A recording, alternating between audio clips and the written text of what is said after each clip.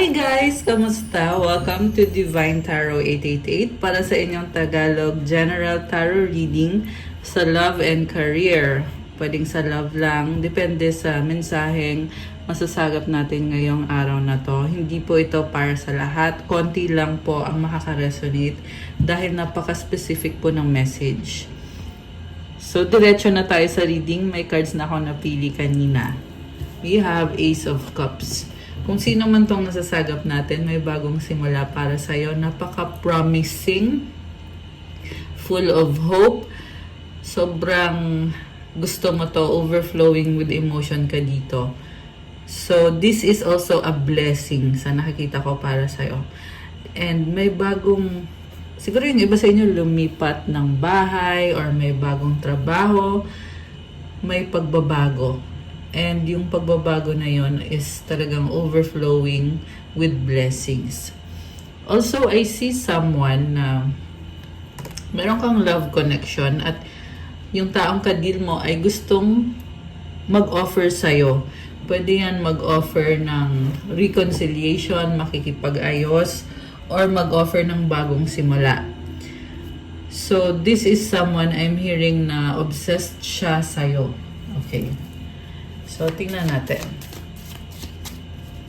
Again, hindi po ito para sa lahat magre-resonate. This is a general love reading. Okay. So, tingnan natin. We have King of Pentacles, Queen of Swords. Okay. So, apparently, merong karmic connection dito, guys. We have Nine of Pentacles. Oh. Queen of Rods. Oh my gosh. Seven of Swords. Okay. So, I see someone na may kadil siyang lalaki at babae yung nakikita ko dito eh. So, any gender to. Pero kung ikaw ay babae, yung taong kadil mo, meron siyang karmic na gold digger or someone na umaasa sa kanya para bigyan siya ng pera, para gumanda yung buhay. And, samantala, gusto ka nitong taong to, itong si King of Pentacles. Pero merong nagmamanipulate sa kanya na isang karmic connection na karelasyon niya at ano bang nangyayari dito? Dalawa kasi, actually tatlo yung nakikita ko. So, meron siyang kakonect na tatlong babae. Okay? Pwedeng baliktad, pwedeng tatlong lalaki yung kadil niya. This can be any gender. Again, ulitin ko lang. Okay. So, this is someone na sinungaling, hindi mo siya mapagkakatiwalaan. Pero, kasi kaya lumalabas to sa reading, kasi andun yung kagustuhan niya na kumonect sa'yo. This is someone who wants to offer a new beginning. Yung nga lang, nakastock siya eh. So, paano mangyayari yung new beginning na yun? Kung meron siyang kadil dito na humahad lang sa connection niyo. And also, sa ngayon, involved siya masyado sa pera. Very practical ng energy. Baka ito ay Earth sign, Capricorn, Taurus, Virgo. Although this can be any sign. Malakas din dito ang water sign, Cancer, Pisces, or Scorpio. Nga pala, ngayon, nasa Virgo season tayo. Kaya kung Virgo ka, happy birthday. Comment mo kailan ang birthday mo para mag-greet ka namin. Although para naman to sa kahit anong zodiac sign, again, general reading po ito. So, yung taong kadil mo dito, obsessed siya sa'yo, nagsustok siya sa'yo, at hindi ka niya kayang bitawan, hindi ka niya kayang pakawalan. Parang sinasabi niya dito ngayon na magiging karmic siya sa'yo, or parang sinasabi niya na pwede mo siyang gamitin para lang daw na maging parte siya ng buhay mo. Gamitin in a sense na kung ano yung gusto mo sa kanya, kung gusto mo pang makipagkaibigan or makipagrelasyon, kung ano lang yung gusto mo, willing siyang ibigay sa'yo. And, full of love, okay? Malungkot siya nung maghiwalay ata kayo eh. Malungkot kasi yung nakikita ko dito. And natuto siyang bumangon mag-isa. Ngayon, nakikita ko sa taong to na nagiging independent at nag-a-adjust, inaayos niya yung sarili niya. At this is someone na hindi niya aaminin yung mga pagkakamali niya. Very secretive malihim, sobrang malihim yung taong kadil mo. Pero, secretly, busy-busy siya na ayusin yung buhay niya kasi gusto niyang patunayan sa'yo na you are in good hands sa kanya kasi may gusto siya sa'yo. Okay?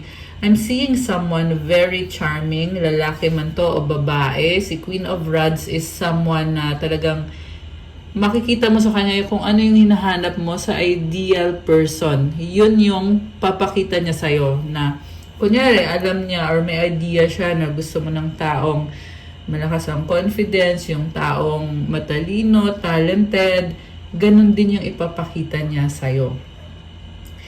And may pagka people pleaser or person pleaser. Ganun yung nakikita ko eh. Kasi this is also someone na hoping na sana mabigyan mo din ng kulay yung buhay niya. Okay? Don't get me wrong, very positive vibe yung nakikita ko dito. Siguro yung magiging problem mo lang dito sa taong to is malihim siya, tsaka may iba-ibang tao sa paligid niya na pwedeng mag-cause ng pag-aaway sa inyo. So, ayan o, 7 of Swords. Pwede itong mag-cause ng pag-aaway. Pwede kasing dati nag-cheat na siya sa'yo eh. And ngayon kasi nakikita ko very positive ng vibe. So, nasa sa inyo naman yung desisyon kung tatanggapin nyo ba yung ino-offer nitong taong to. Kasi sa nakikita ko ngayon, gusto niya ibigay yung best niya kasi sinasabi dito, kailangan ka niya at gusto ka niya. Okay. Samantala, meron siyang kadil dito na, like I said, merong karmic connection na hindi siya tatantanan. Yan ang sabi dito guys eh. Very manipulative and parang siniseduce siya. Okay? Hindi lang parang. Mukhang sure nga na ganun nga yung ginagawa ng isang person dito. Okay.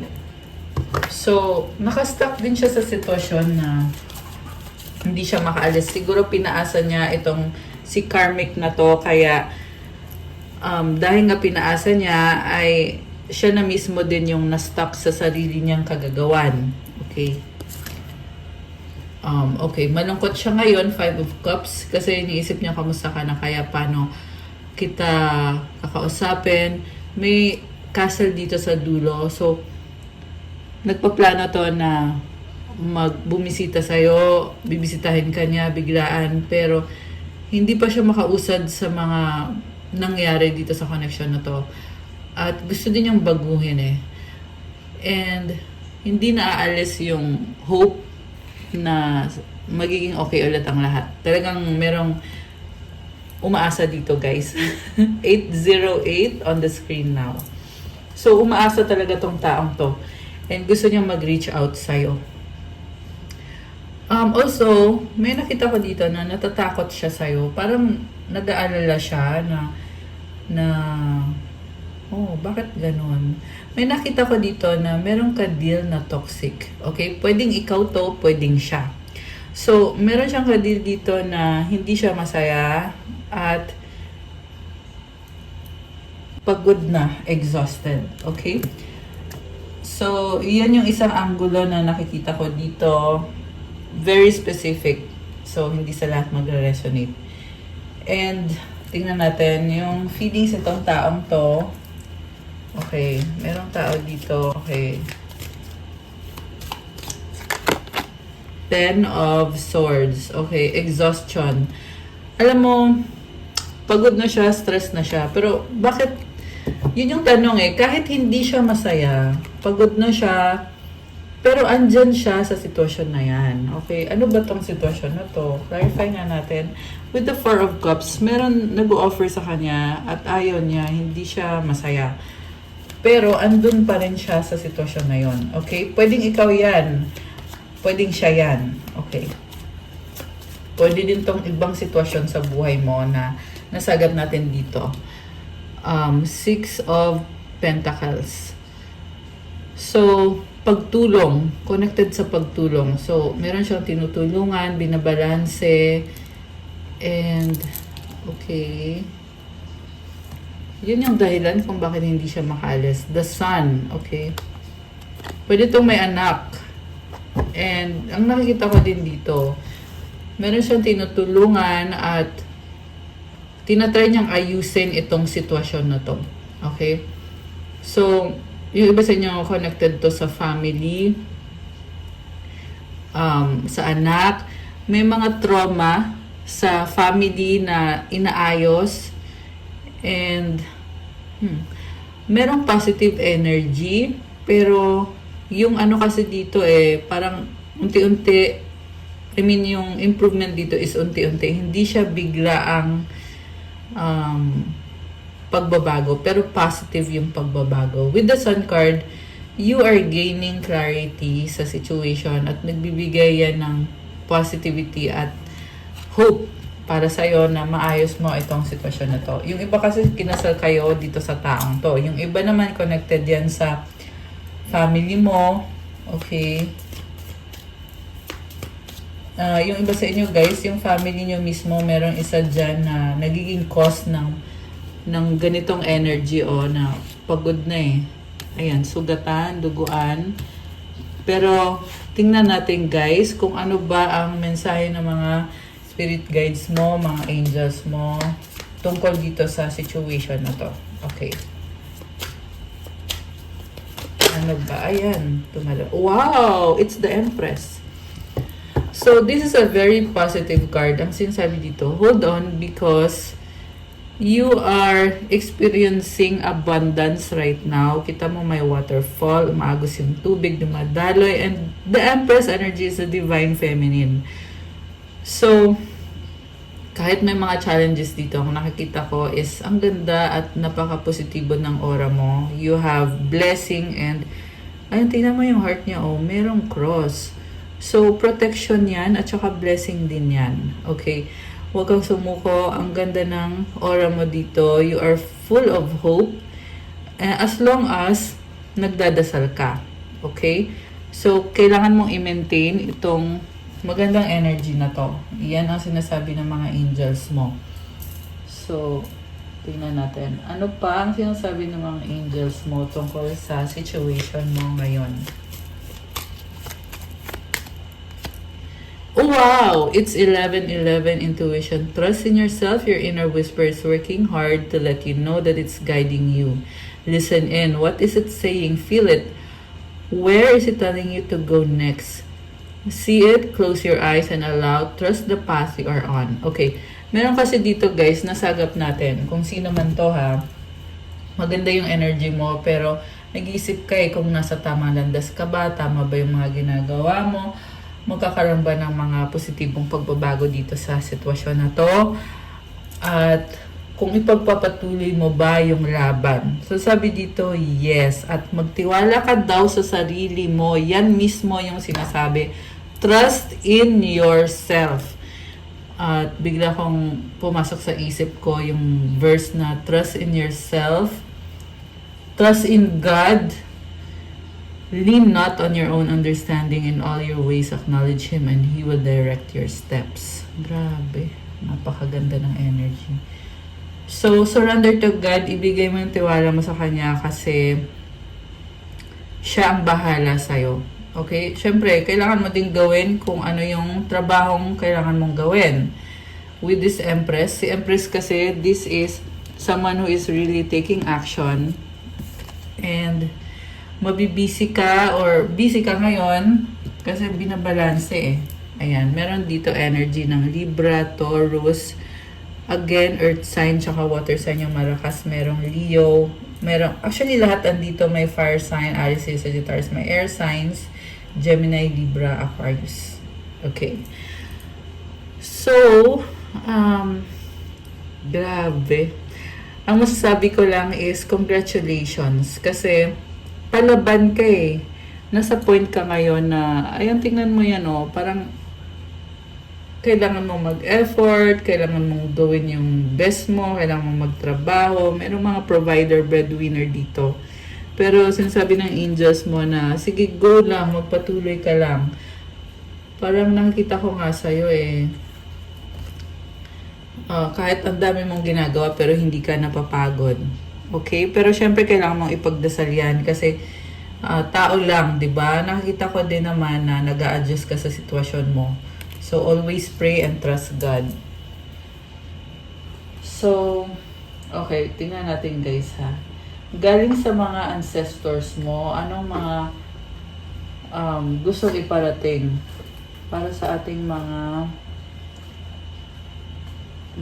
viewers na pala, pakilike po ng video kung kilala nyo na ako. Mag-comment po kayo. Kung hindi pa, okay lang mag-comment pa rin po para ma-acknowledge nyo na kailangan nyo ng gabay or guidance para masagap natin ang kwento ng buhay nyo at magabayan kayo. Kung hindi naman po kayo interesado, huwag nyo na pong panoorin kasi general reading nga po ito. And mamaya po, okay, may announcement ako mamaya. So, kung nagre-resonate pa rin yung reading at nanonood pa rin kayo, so abangan nyo yan mamaya. May announcement ako sa dulo ng video. Okay. We have healing energy. Oh, Mama Mary loves you. Ayan guys. So, gusto sabihin sa'yo ng mga angels mo at mga spirit guides mo, ancestors, na hinihil ka. Kaya, ang ganda ng energy mo di ba, Empress? Ayan. So, there is healing na nangyayari sa buhay mo at Mama Mary loves you. So, hindi ka nag-iisa. Okay? Hindi ka nag-iisa, guys. Andyan si Mama Mary nagmamahal. Solar plexus chakra and success. Oh! May success ka. Ayan. Isa pa. Archangel Michael. Wow. I love it. So, Archangel Michael is your protector. So, sa solar plexus chakra, ito yung confidence mo sa sarili, ito yung authenticity mo, pagiging original, legit ka, sabi dito. Kaya naman meron kang success or na-attract mo yung success sa buhay mo. Okay. Anong mensahe galing sa universe para sa'yo?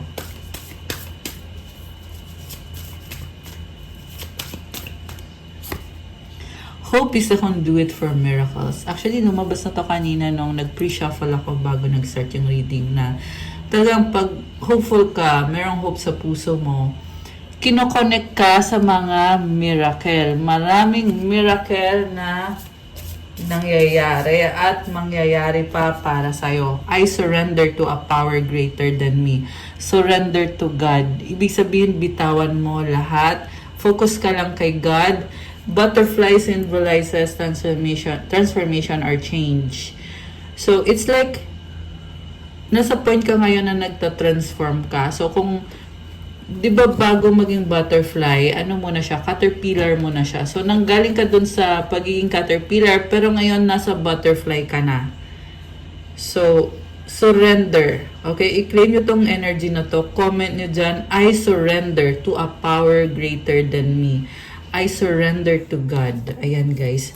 To claim this beautiful energy, i-comment nyo, I surrender to God. Oh, tumalon. Ano to?